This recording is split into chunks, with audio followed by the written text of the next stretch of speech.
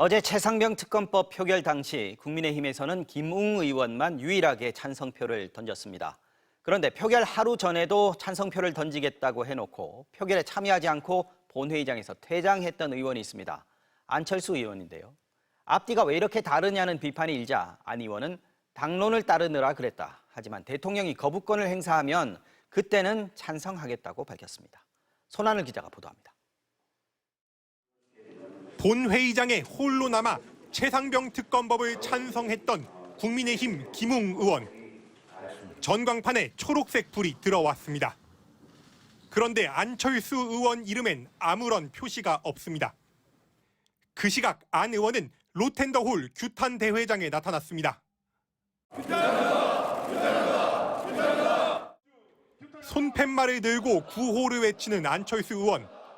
표결 하루 전까지만 해도 찬성표를 던지겠다고 공개적으로 말했습니다. 저는 찬성할 생각입니다. 윤석열 대통령이 거부권을 행사해서는 안 된다고도 했습니다.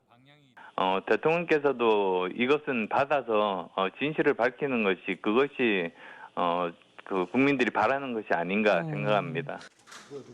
차라리 말을 하지 말지 눈치를 본 것 아니냐는 비판이 일자 안 의원은 당론을 따르기 위해서였다고 해명했습니다.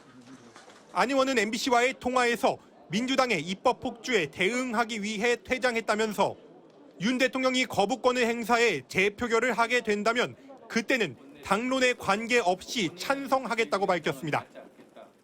다시 표결 기회가 주어진다면 저는 헌법기관으로 찬성할 생각입니다.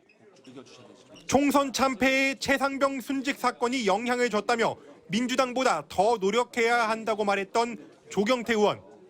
우리 당이 민주당보다 먼저 국민적 의혹을 해소시키기 위한 노력을 해야 된다.